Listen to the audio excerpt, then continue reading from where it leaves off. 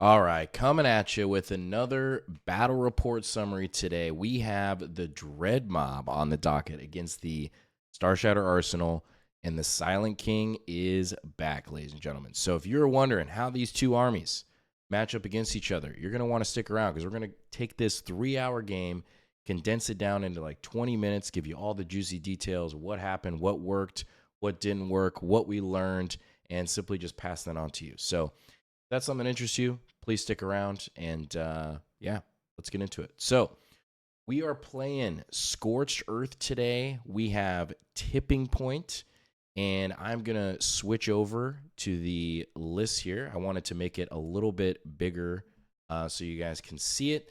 I'm not going to go over line by line every unit on there, but if this interests you, just go ahead, take a screenshot of it, and or pause the video, and yeah, that's what we're going to do. So going into the report, it was a slightly rough day for the Dread Mob. And one thing that I need to do better on these reports is explaining my mindset before we're even moving the pieces, because I think that is one of the most valuable things that you can take away from this game, or just your games in general, is to think about from a macro perspective, okay, what is more or less the win condition, or how am I going to beat an army like this? And I will say, based on a lot of the reps that I've gotten with Starshatter so far, it really has big problems with high unit, high model count armies, or like MSU style builds and melee aggro. So like your World Eaters, your Tyranids, your Blood Angels,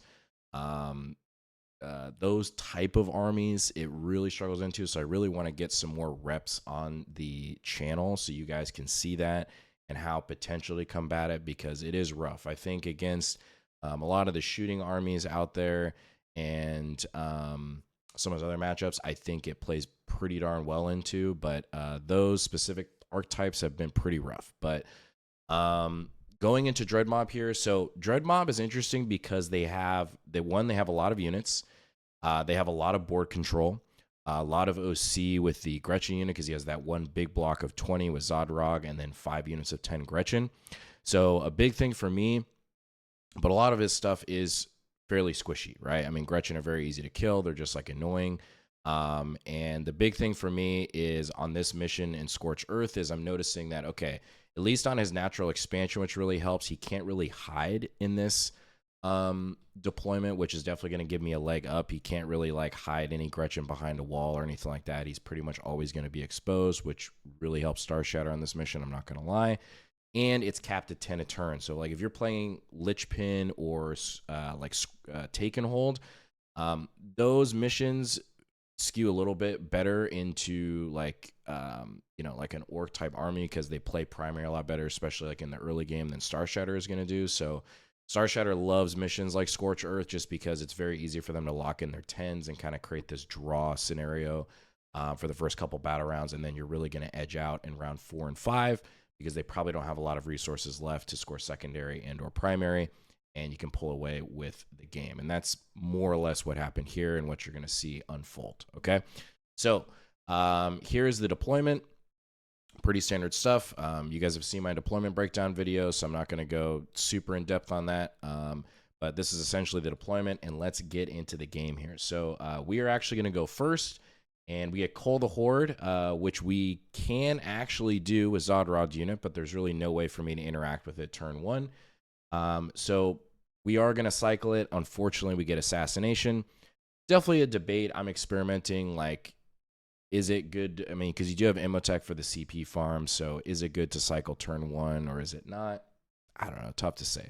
We're experimenting, right? So cycled it, got Assassination, another kind of dud pull, which is unfortunate. So we end up just getting Recover Assets, which is going to be pretty easy. All we're going to do is basically just shift up the Reanimator, or like one of these units, or the Hexmark here, and then recover, okay? And the Hexmark is the one with the -1 damage enhancement, okay? So you're going to see that play out here. I will say, actually, let me talking out loud here. Let me go into our scout move, since we did get turn 1. So you're going to see the Stalker move up here. And the intent with the Stalker on this play is that there's a really good move block opportunity in this scenario right here where I can essentially just parking lot all of this stuff in. That is what I think is just so valuable with the Stalker and Tomb Blades in this attachment, where you can, I don't want to say you can like legit jail people. I mean, like, I don't know, you'd have to skew pretty hard into doing something like that. But it does give you tools to do what you need to, right? So we're going to essentially spend a CP to flat 6 advance, and the Stalker is going to be able to get all the way up here, turn 1, to keep these resources kind of stuck in here and allow this stuff to safely stage up here.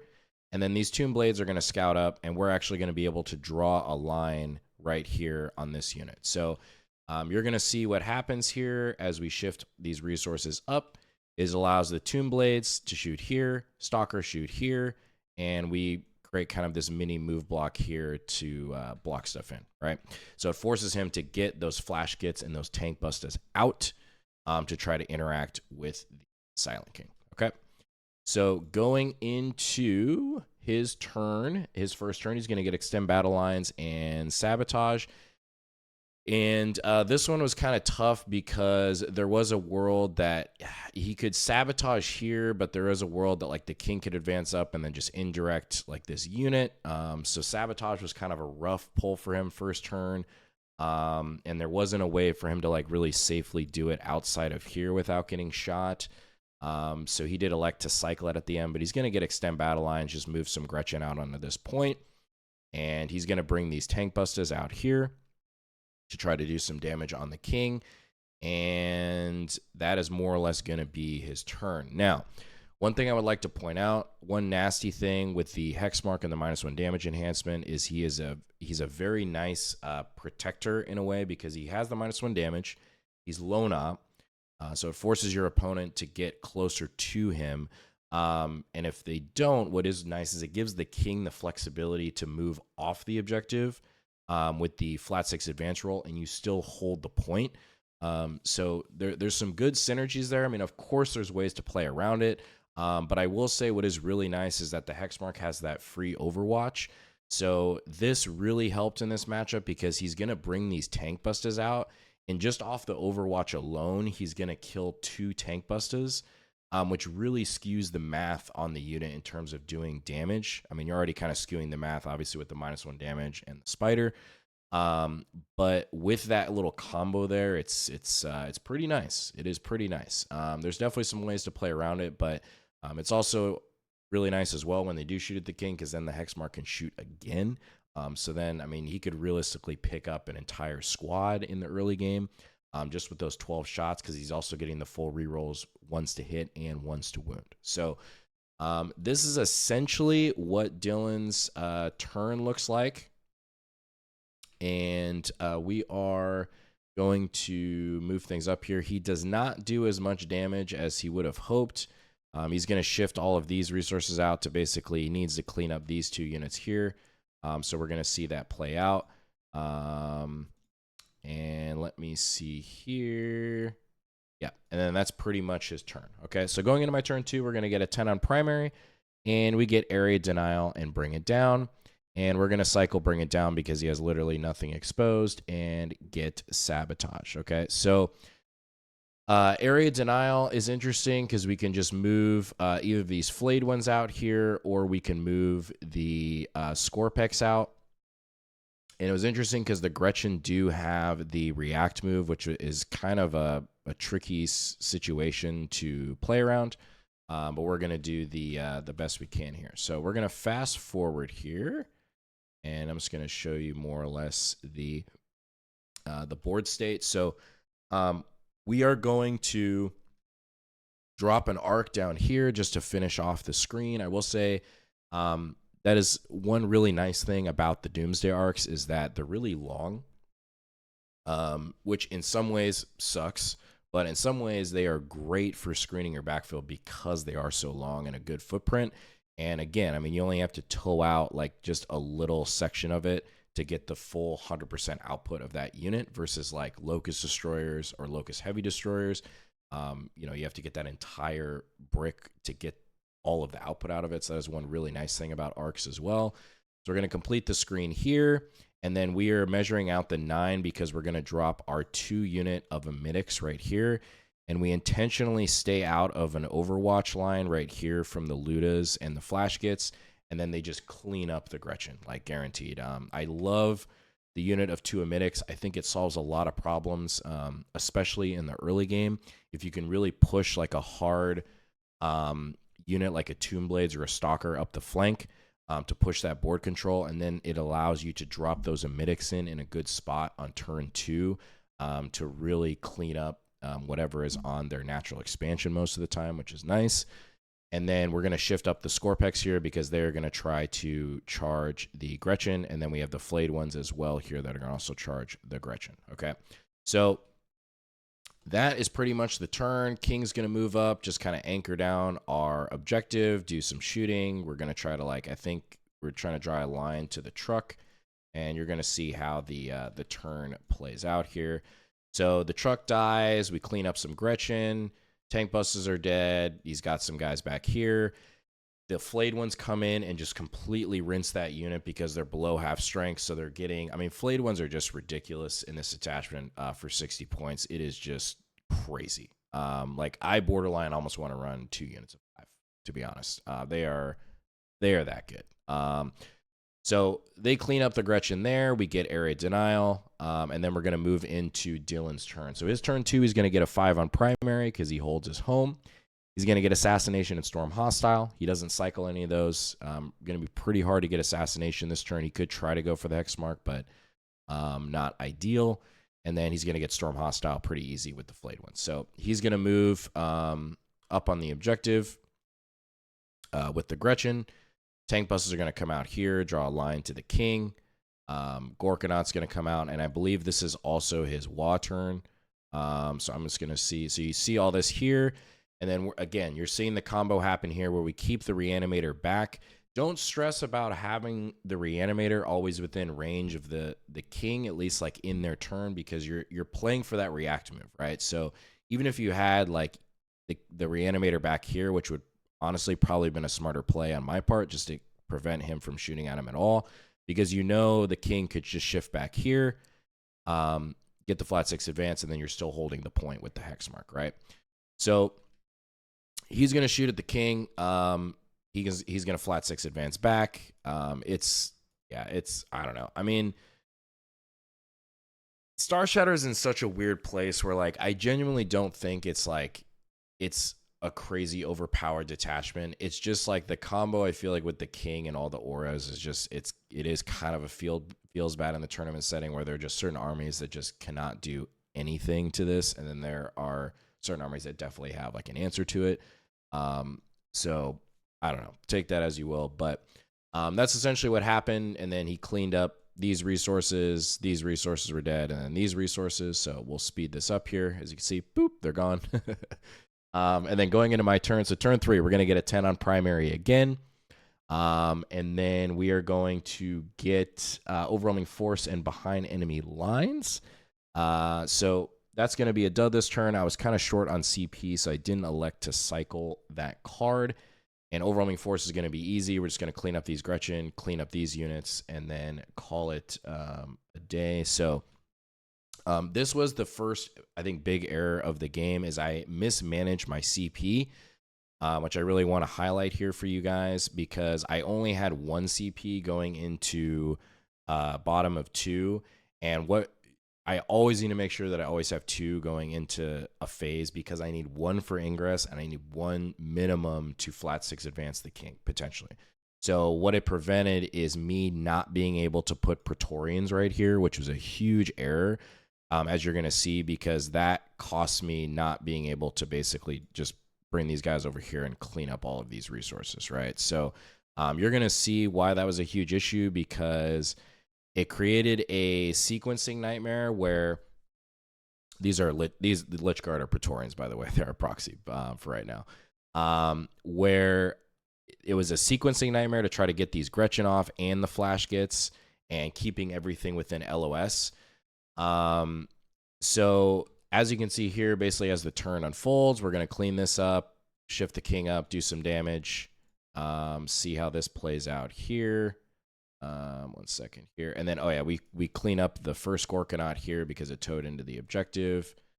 And you're going to see that's where the turn ended up, where I had, unfortunately, it was one Gretchen that was left that, of course, he auto-passed to save the freaking point. So, yeah, that was definitely big oopsies there where I could have used this resource and just like literally clean that up by itself and then use these for other things. So learning out for me there.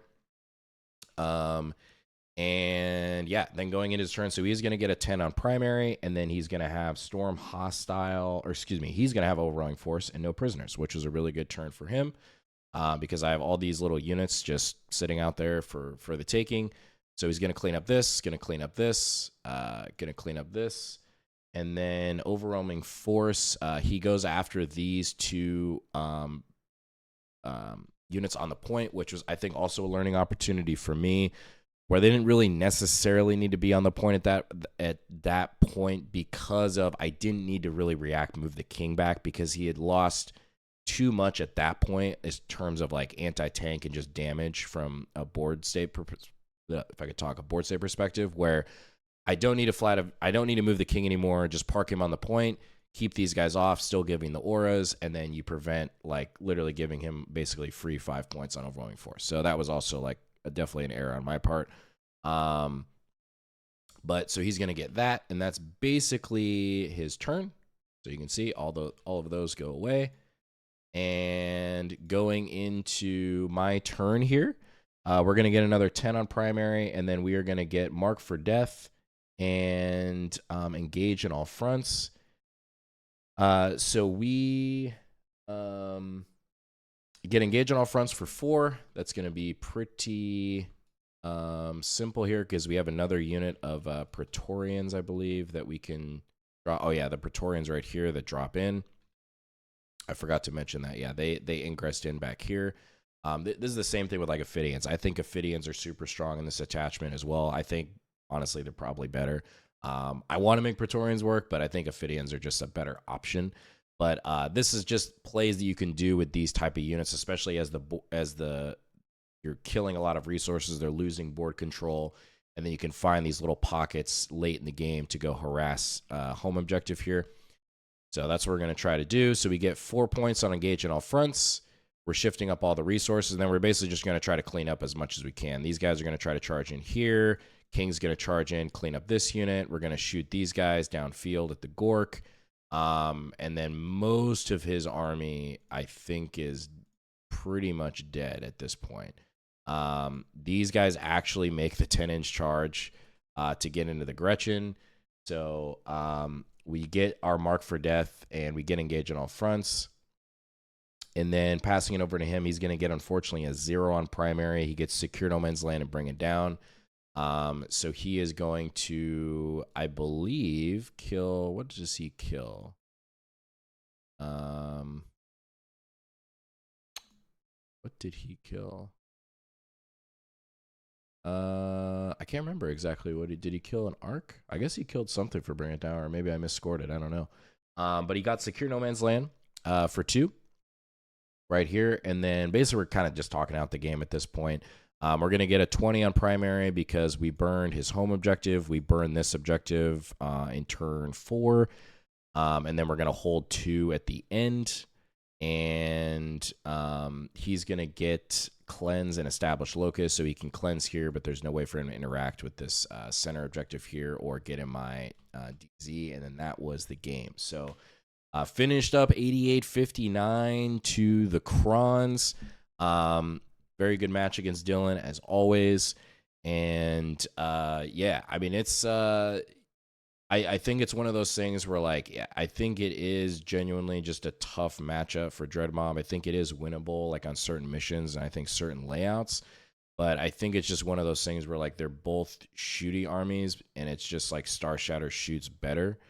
And it's just tough. It's just tough. I mean, I think it's definitely winnable, but overall, I think great game. List felt good. I think the 2 biggest mistakes is, CP management in the early game. Shouldn't have spent a CP to cycle that turn 1.